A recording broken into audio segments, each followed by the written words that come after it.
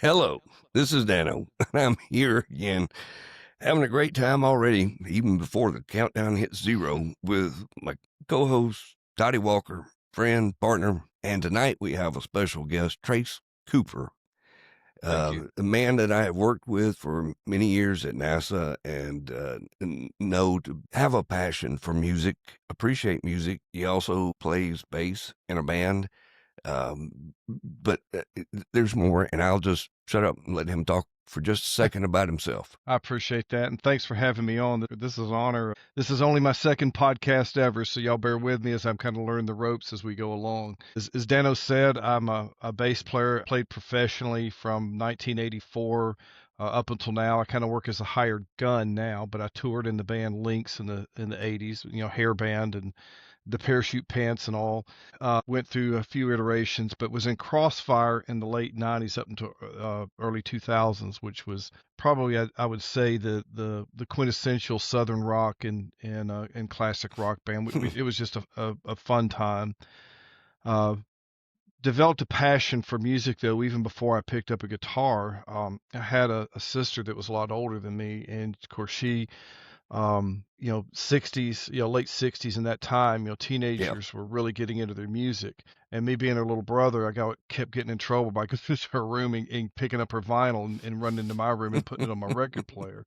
But she was, I guess, a pioneer in my passion for music, because she had, the Beatles albums, and she had, early David Bowie and Elton John, Aerosmith, Led Zeppelin 4. I remember Yeah. picking that up, and that was probably the album that said, I want to do more than just listen to music. And I didn't really know she had just this real cheap acoustic guitar that would just wear your fingers out because the frets were just so far distanted from from the strings. But about 16 or 17 years old, a friend of mine who was a bass player and an avid Kiss fan, he turned me on to bass, and he said, Wait, wait. Trace, he said, Did you said Kiss? yes, he was an avid Kiss fan. Okay. All So, right. Weren't and we all? Yeah. yeah, and well, yeah, if you were And now, 14 years old in yeah, 1975, yes. There you go. Absolutely. and now you're playing an acoustic guitar, listening to Kiss. Exactly. And trying to and try and trying and Normal trying to evolution. and trying to figure out the notes. I know I didn't have any formal training. But the friend of mine I speak of, Billy Harris, he's still a local musician. As a matter of fact, he was just over here this last Saturday night. And of course, he and I get off in the corner away from everybody else, and we start talking about music and our favorite bands. But he introduced me to bass, and I immediately fell in love with the instrument. There was just something unique about it, and I did not want to just be a whole note and root note player. I immediately got turned on by players, John Paul Jones, obviously, since I was a Zeppelin fan. Yeah. But I decided one night, much to my parents' chagrin, that I was going to learn Rush 2112, the entire first side, bass note for note all the way through. And finally, about 2 in the morning, my mom came storming down the stairs and said, "I'm buying you headphones tomorrow." Wait. And you were going to do it in one night. I was going to do it in one night. I did not do it in one night, but right. I was attempting. But anyway, that was my passion. Yeah. Um, I can see how you got here. and the bands that I started following at that time, because of I was into the more, I guess you could say, progressive and not, I want to say technical rock, but I'm gonna say bands that had players that really knew their instruments. Give us examples. What kind of what bands? Well, Led Zeppelin. I mean, you're talking about 4 people that knew their instruments. Even to Robert Plant, his voice was an instrument, and he knew how to work it. He knew how to get in there and overdub his harmonies, and he knew how to work with a guitarist writer like Jimmy Page. Say what you will about their live shows, they I'll admit they were hit and miss as much of a fan, but in the studio they were geniuses. Yeah. Another, Rush. I mean, that just goes without saying. I got into Triumph. Hey, Trace. Yes, sir. Hang on just a second. Let me do this. Yes, sir. I thought we'd lost Todd. No. Like his camera had frozen or something because he was just. Okay. Yep. All right. So keep going. I'm sorry. That's all right. I remember I was in 9th grade, and this song came on the radio, Point of No Return. And I had not really followed Kansas to that point, but for some reason that song really struck me, and I immediately went out and bought the 8-track tape, and there you go. And I immediately fell in love. Started going back in their catalog, left Overture, and then started following them. And that was another band that influenced me. Just, if I could tangent just real quick about Dave Hope, their bass player. I was at one of their. How far back did you go? Let me ask it, because once again, I don't want to interrupt, but to me, no, one of the best albums ever is "Songs for America." That was a good album, Kansas. and yes, I did go back and actually got that on vinyl. But then I really started following it through that era, especially through Monolith. Monolith, I don't think got the credit it deserved. There was some great musicianship on Monolith. But I was at the Kansas concert several years later, and I'm not kidding. I was directly in front of Dave Hope when he was going through that phase where he was playing the Steinberger bass, the one without the keys on the neck and the slimline black bass. And they started to go into Carry On Wayward Son. I started waving at him. He actually caught my eye, and I pointed to my fret hand and did like this motion. He literally came down and leaned down in front of me and put his fret hand in front of me, and I memorized where every finger went, and that's how I learned to play Carry On Wayward Son. Wow. And he only had to do about half the song or about a third of it in front of me to catch it, and I nodded thank you, and he nodded back to me. Fast forward even a few more years, and I went Trace, Trace, I'm sorry, man, but like I said, we always end up running out of time on here. So if we could jump into one of the topics that I know we wanted to touch on, and I'll give you a chance to wrap up that story, because I want to ask you some more about the bass players, though, because I did find this interesting. Go ahead, Mike. I'm sorry. I was just going to say, but then after that, let's jump back into kind of the flow that we were planning on, and the topic is going to take a little bit of time. I'm telling you. Yeah, it is. And well, let's move on into that, and then we'll come back. I just wanted to ask him about Jaco Pastorius, the bass player. He can do things that I don't think I'll ever be able to recreate, but I'll try. Very technical, very technical player. Yeah, and what I found interesting, you're talking about your older sister. Yes. Me and Dano have a friend that I grew up with him over in my neighborhood. I've known him probably since 6 years old. He followed almost identical the same path you did. Robert Sparks, came up. He had two older sisters that kind of influenced. Now, they were listening to metal. I'm still friends with Sparky on Facebook. And he goes on to become a bass player, played in some bands in Dothan. But when we were at Selma Street Elementary, he had this little cassette player, and he would bring it with him to school. And he would, recess, come down to the bicycle rack, and he would hit play. That's where I first heard Led Zeppelin 2. That's where I first heard Black Sabbath. And then I told Dad it was a band called Star Castle.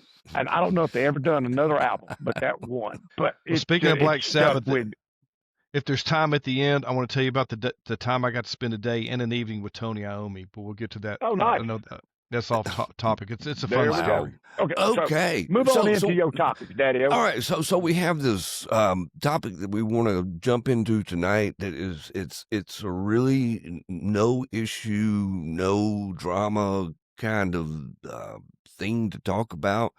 But I don't know, maybe it doesn't always work out that way. And that is the Rock and Roll Hall of Fame. And it's, I think, a wonderful thing in many ways, and yet it's a very divisive thing in other ways.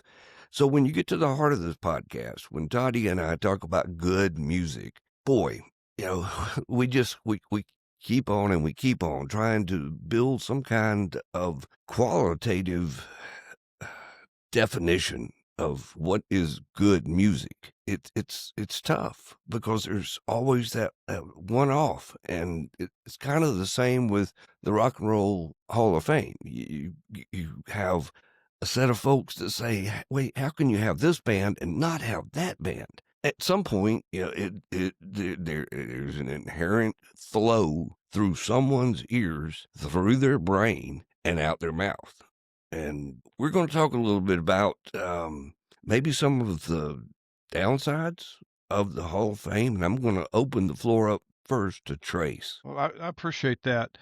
I first kind of came aware of what I'm going to call the snubbing of bands by listening to the Eddie Trunk Show. If you're not familiar with him, he is definitely probably one of the leading followers and promoters from a media standpoint of rock and roll and heavy metal music. He had that Right. metal show on Comedy Central for a while, which I followed avidly. I think does what Trunk Nation now. Trunk Nation, yeah, he's got Trunk Nation. Yeah. He has two different shows on Sirius XM, and I was actually listening to him before I got in here. I was hoping he would bring up this most recent Rock and Roll Hall of Fame induction that happened over the weekend. If he's going to talk about it tonight, I did not hear it. I was hoping he would mention it early on, but usually he has something to say about it every year afterwards.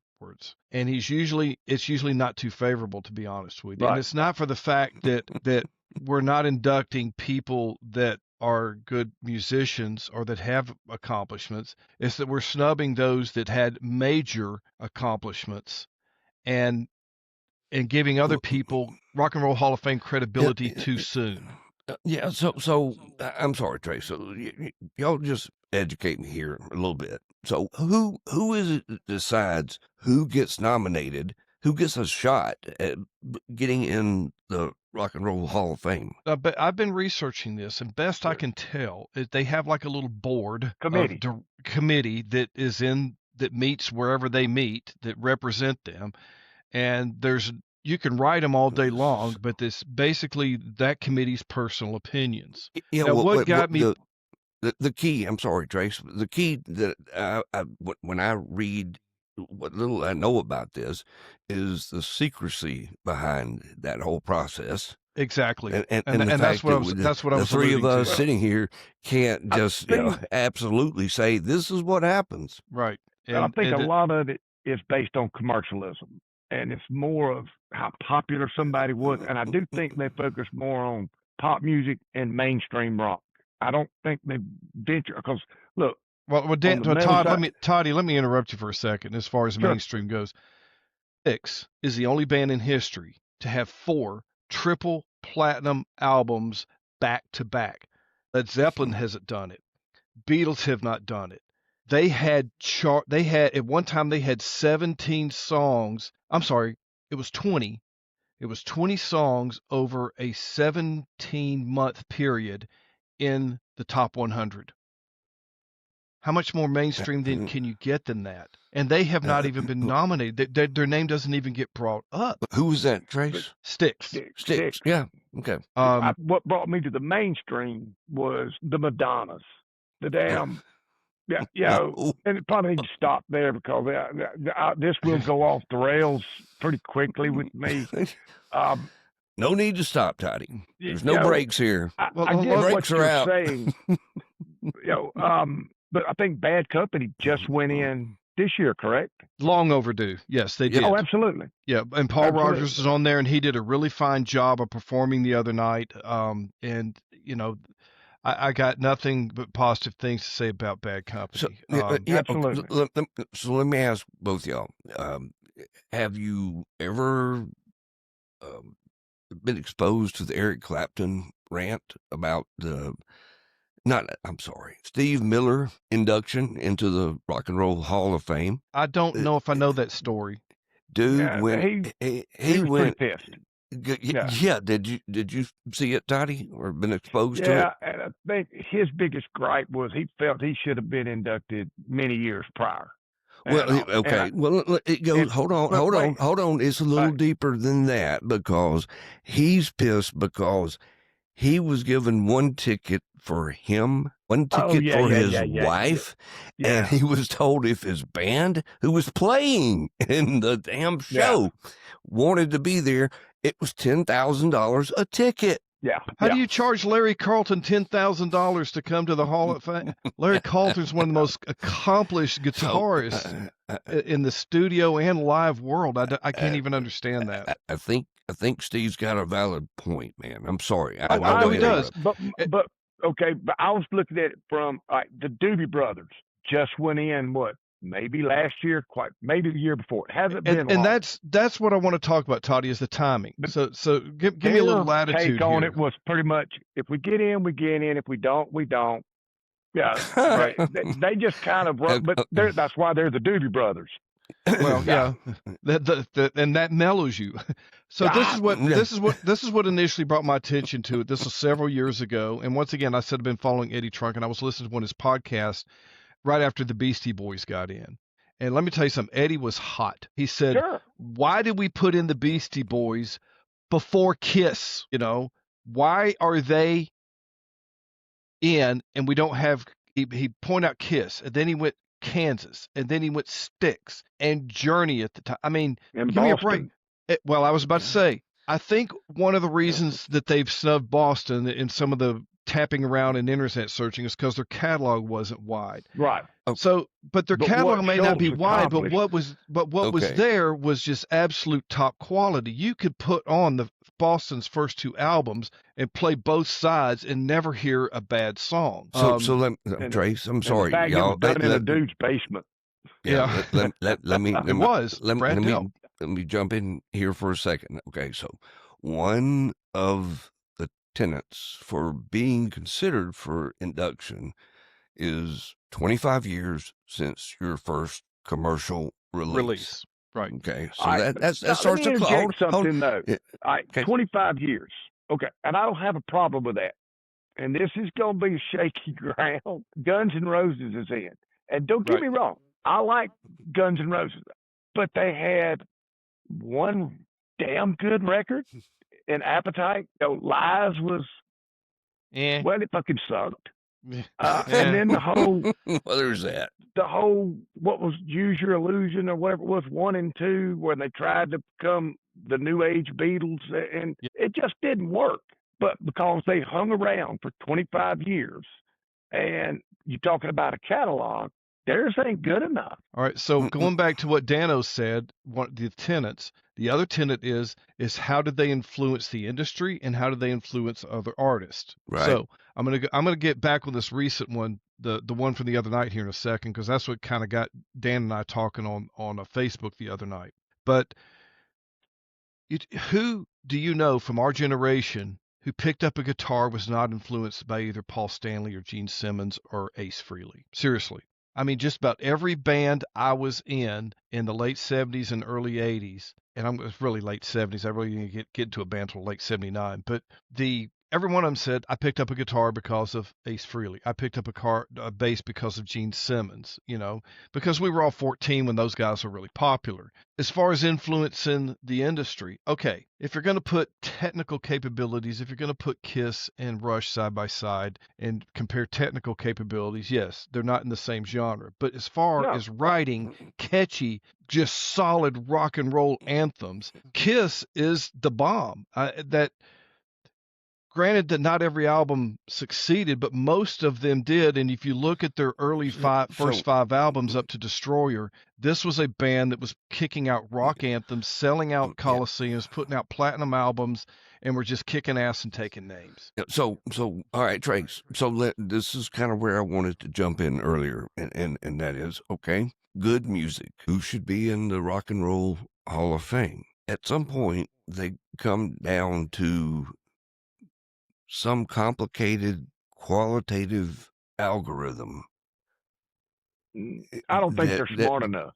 Well, I'm saying that makes one song or one band so amazing to you, maybe just to somebody else. There's that really intrinsic definition of, gosh, what? Well, Dano, follow me on something here. All right, and you're going to be able to identify this, and so are you, Toddy, because we're all from basically the same generation. I hung out with friends that even though they weren't guitarists, they knew a damn good guitarist when they heard it, even though they've never picked up six string. All right, they knew the first time they heard Eddie Van Halen that, wow, this just isn't a flash in the pan. They knew that the things that, if you've ever watched Jimmy Page live, the things he can do with his fingers and make pretzels out of them and still make notes at the same time, and all those awkward tunings he did. This was a musician. You don't have to be a musician to understand good music, but I do think you need to be a musician to understand good writing.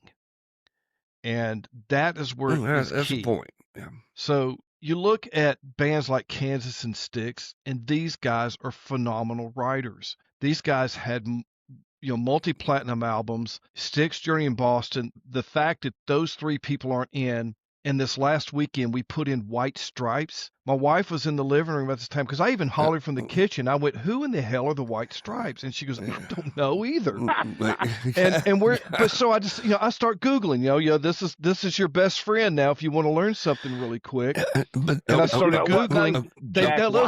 Is a damn good guitar player. Okay, but that's fine. But let's talk about their cats. Only 6 albums. They didn't even start until 2007, and they were only a band for 8 years. Yeah. Hey, listen, Trace, we're never going to get to a point. We're never going to get to a point. Be said for Bon Jovi. I'm sorry, Toddy. What? I said that same logic can be applied to Bon Jovi. They're in.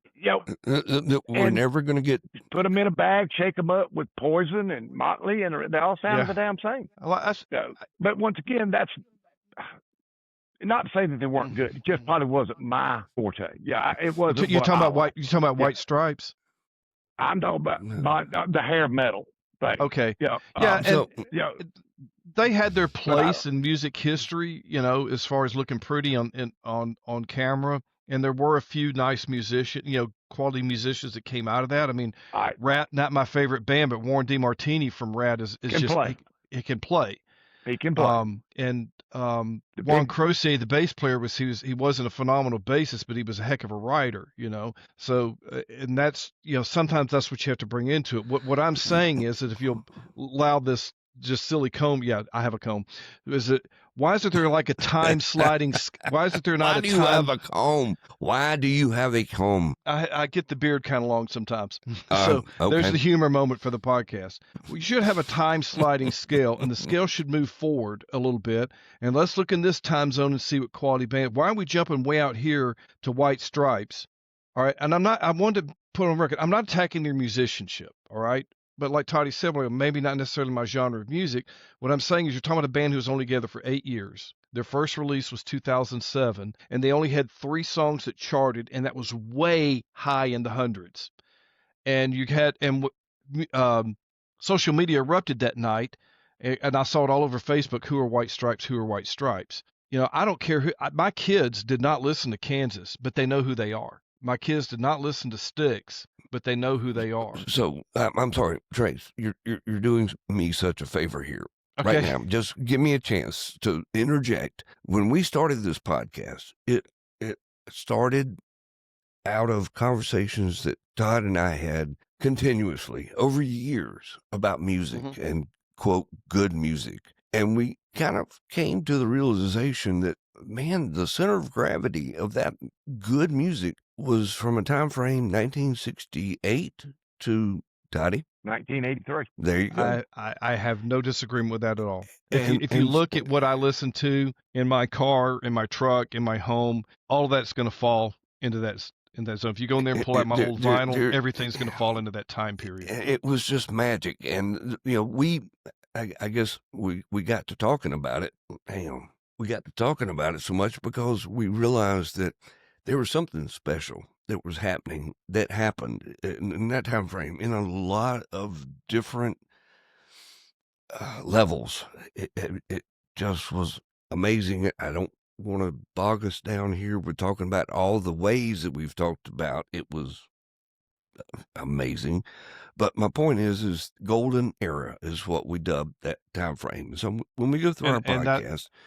And I think you're onto something there. And Dano, you and I talked about this last night, and I think I have a decent idea from having my finger on the pulse of that generation like you guys. First of all, the technology had advanced in the studios enough to where you could really do some quality mixing. But it had not advanced enough to where the computers were doing work for the musicians. So when you still went in there and laid a vocal track, you still had to be able to sing in key. You still had to hear, right. You still had to know how to sing harmony in your band. Yeah, in vocal correction software, things like that. You had to know how to sing. If you've ever tried to play lead guitar with the SM57 in front of your Marshall half stack, it is unforgiving. You have to be clean. I can't count the number of times when Mike Frazier, our old guitarist, when we'd be in the studio and we just had to go through so many punch ins and punch outs because there was just one fret scratch that just was distracting from the rest of the music. Sometimes it adds character, don't get me wrong, but there was just sometimes And that was all unforgiving. This stuff now, the musician makes, Yeah. oh, I'll fix it. The engineer, I can fix it. I got software to fix that. And what do So- we call that? You Fix it in the engineered the edit. soul out of it. That's right.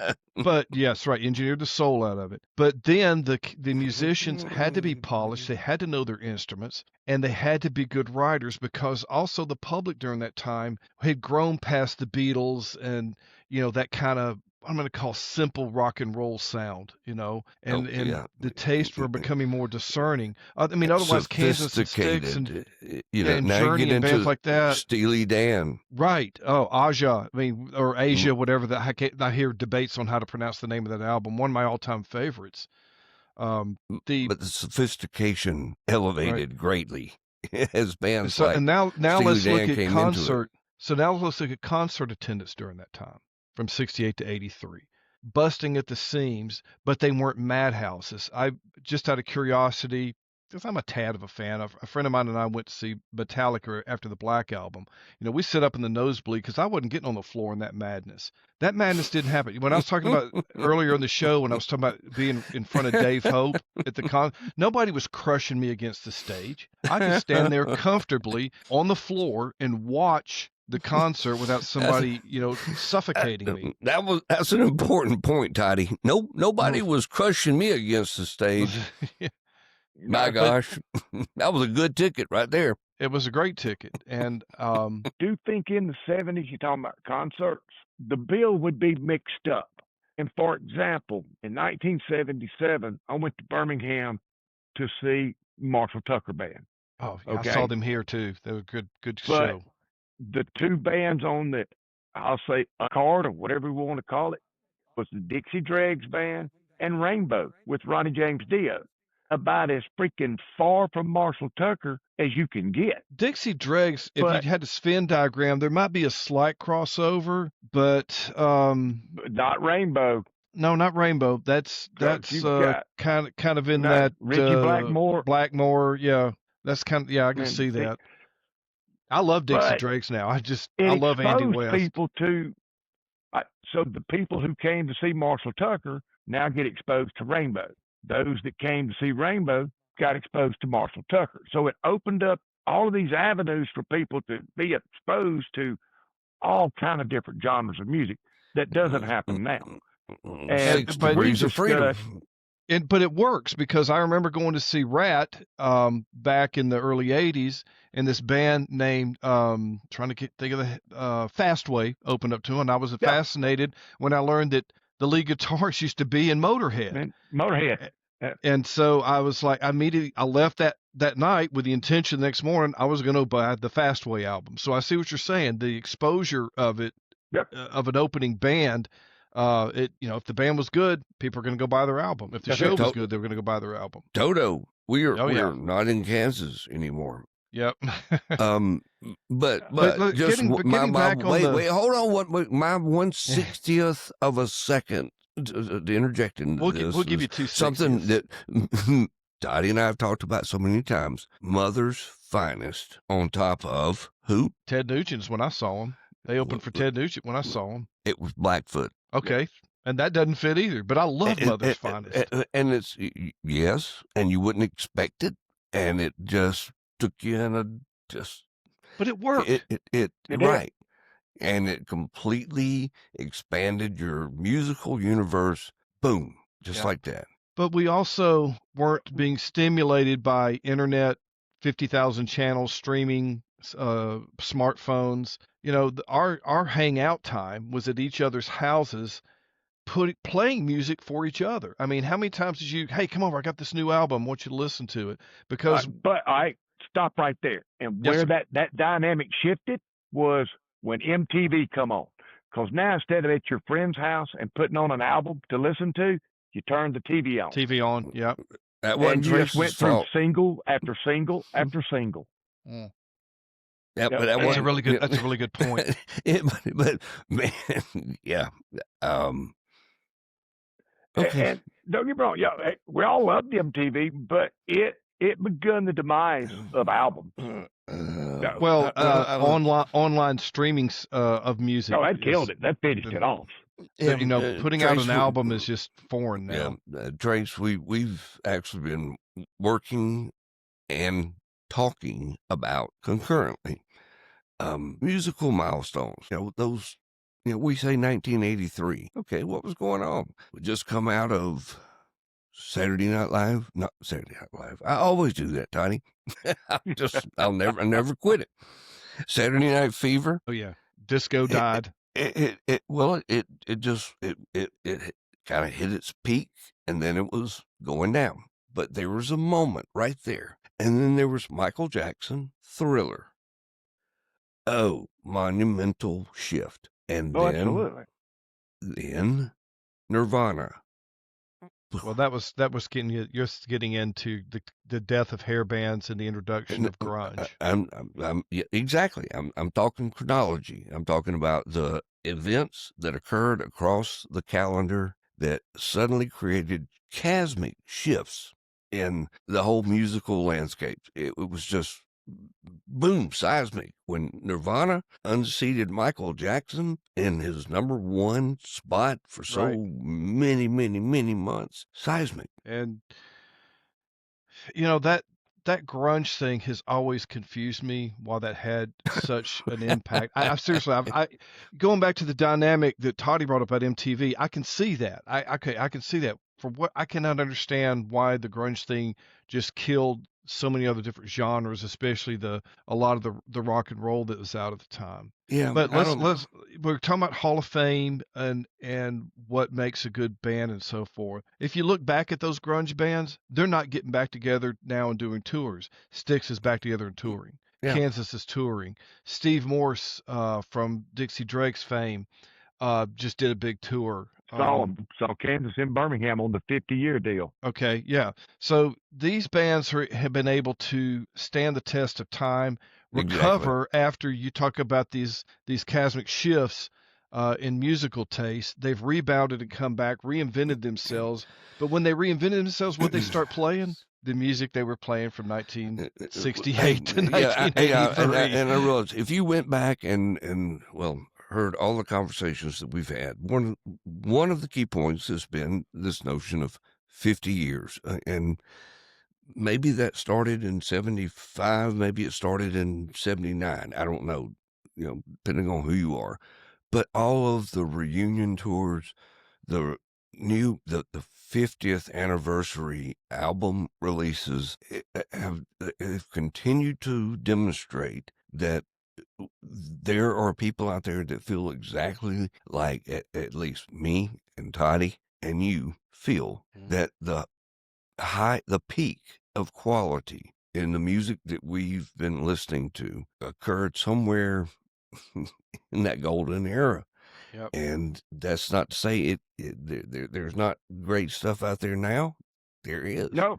But it is sparse. It's sparse. And so I'll bring up this band. I hope it doesn't.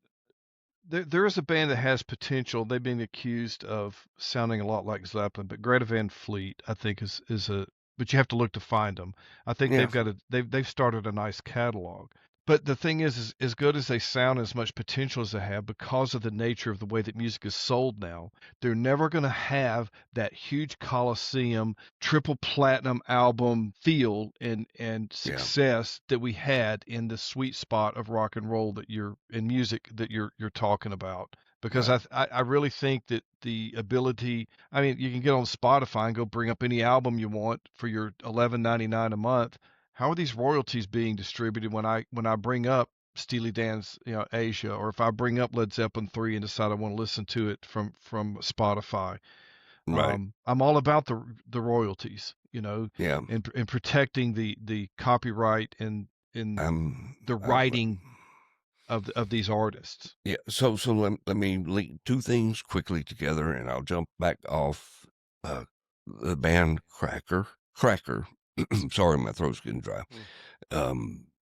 One of my all-time favorite bands. Leader David Lowery, now a professor at the University of Georgia, working classes on how artists are paid for their digital creations and being an advocate for how pitiful it is that they get paid such a, it's like 0.001 cents per stream. And that's my number. I'm making it up, but it's a pittance compared to. Yes, it is. And it just highlights and illustrates exactly what you're pulling on. So yeah, I'm with you. But I've enjoyed the conversation. Kind of steered us back to the Hall of Fame thing. What I don't know why this committee that we're talking about isn't going in and doing a deeper diving, finding out, and you don't have to dig far to find Styx's journey in Boston and their success. What decisions are being made, and why are these people being snubbed? I would really like to just go sit down, put on a coat and tie, go sit in the room with them and say, explain to me why these people, I've never met but just a couple of these artists in my life, but they still feel like friends because I grew up with them on my turntable. I grew up with them on my parties. I grew up, losing my virginity to there you go. Okay, I'm just being real here. Commodores? Yeah, no, it wasn't the Commodores. So, wait. What was it? Was New Orleans Lady? New Orleans Ladies? Loving, touching, squeezing. New Orleans, journey. You couldn't close the deal with the best of the Commodores playing on 8-track. Your ass might be gay. No, it was loving, touching, squeezing by Journeys because she was a big Journey fan. So, but anyway, but I mean, I can hear a certain song and it'll immediately take me back to a time or a mood or a memory, a smell, immediately when I hear that song. And it could be a bad memory, it could be a good, but it still takes me back. I don't. Yes. That's what it's supposed to. And that's what good music is supposed to do. And that's the magic of music, man. That is my passion. It's like flowing right now because you're saying what I'm feeling, man. Yeah. But why isn't the committee doing a deeper dive, and why aren't they talking to the fans? That's what it boils down to. No, because they have an agenda, and they shouldn't. But here's the point of this. You had to wrap up this whole thing right now. They shouldn't have an agenda. Rock and Roll Hall of Fame. How much more famous can you get than some of the artists that we've talked about in here? End world hunger. Well, here's why I agree with Dano on the agenda. End world hunger. Dolly Parton was inducted. She declined. I'm not a rock and roll artist. I'm country. This is insane. The Rock and Roll Hall of Fame says, too bad, you're going in anyway. Now, that literally makes no sense. And I'm not gonna go into this style of music, rap, other than the fact that it's just not my thing. Okay, so I get you. I feel you. Okay, other people may listen to this, so I'm gonna try not to step on toes. But we inducted, what was it, two rap artists the other night? Okay, I get one of them, Salt and Pepper. I understand their influence and everything, but why is rap considered rock and roll? To me, is guitar, bass, and drums, distorted guitar. Okay, go ahead. Let me ask you this away: would Pink Floyd be inducted into the Rap Hall of Fame? No, they wouldn't even look at him. They wouldn't even look at him for a second. Okay, all right, guys. This is awesome conversation. I'm thinking where we are is. I got 3 more comments about the Hall of Fame, though. Okay, number 1, Supertramp's not in. It's insane. What an absolutely phenomenal prog rock band. I know, with a very unique sound. You can't, as soon as they come on the radio, you know exactly who they are, and you know you're going to like the sound. Okay, you said just a bit ago, and I agree with you 100%. The writing of the songs. Find me a better writing team than Bachman and Burton Cummings from the Guess Who. Yeah. Their catalog is massive. Randy Bachman then went on to write every song in Bachman Turner Overdrive. Right, and all. He did. Guess who's not in? But they're also hitting the road to tour again this summer. 60 years. 50, I saw that. And I saw that. This is going to be shaky. But can somebody explain to me why? And don't get me wrong, I think Stevie Nicks and Fleetwood Mac as a band deserve to be in, but I'm not convinced Stevie Nicks as a solo artist does. And that people are going to be pissed. But, so listen, okay, guys, we're going to have to just make a decision here. We're at 44 minutes. We can keep going. I'm good. You want to keep going? I'm good. we try to keep these. Yeah, because it's going to be hard to edit this one down, so we can compartmentalize so that if somebody wants to listen to it, they're not committing to an hour and a half. If you know what I mean. But we can do. Hold on. We can do episode 2. That sounds good with to me. Trace. That's we got plenty here to edit down here and then continue on and have maybe more than another one. This has been great. I'm going to continue to campaign and see if I can, what wheels I can turn to possibly get some feedback of Eddie Trunk and see what the chances are he would want to comment on this, or even at least write something for us to read, because he's probably has done the most exhaustive research on the Hall of Fame and the failures that have taken place there. And I'm not talking about the failures of the Hall of Fame, how they have failed other artists who obviously deservedly need to be there. Yeah. Especially in the metal genre. Yes. He beats that drum, and rightfully so, because no Motorhead, no Judas Priest, and no Iron Maiden. Come on. Yeah. All right, Tony. All right, you want to do a new music minute? Yeah. Literally minute? Wind it up.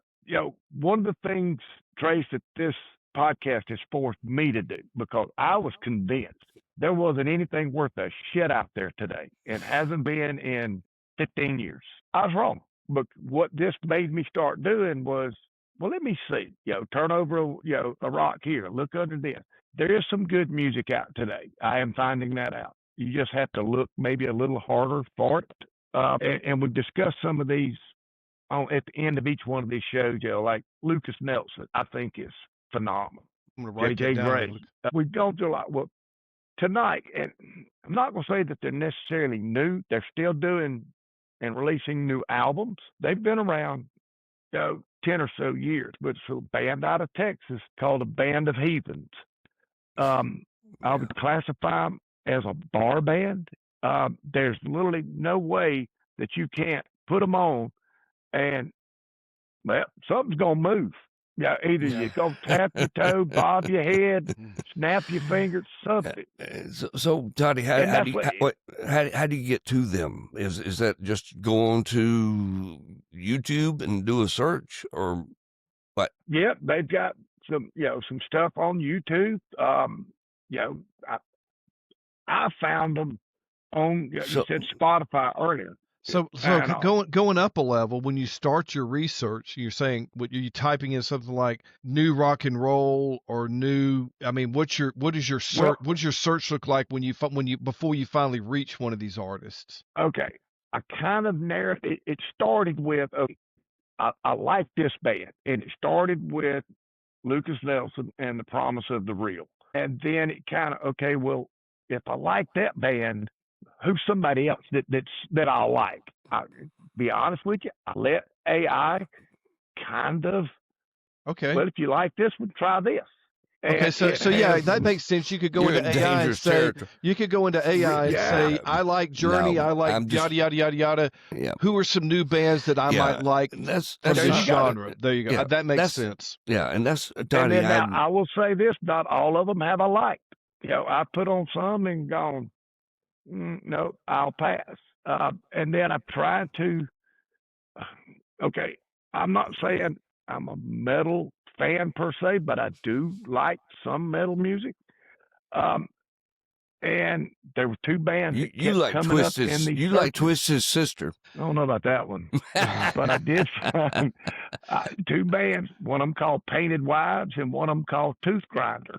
Pretty intense. Like I said, Tooth Grinder. Yeah, but the Painted Wives I thought was really cool. I don't know. Yeah, it's not something I can put on and listen to daily. Not suitable for work. So No. my closing comment here, at least for you, Toddy, is any of them got a catalog where you could I could play both side. Obviously it's not a side 1 and side 2 nowadays, but figuratively speaking, I could list the side 1 and side 2 of this band and never get bored. Yeah. Okay. Yeah. Because that's I think that's what's been missing. All right. Excuse me. J.J. Gray and Mofro, you'll like.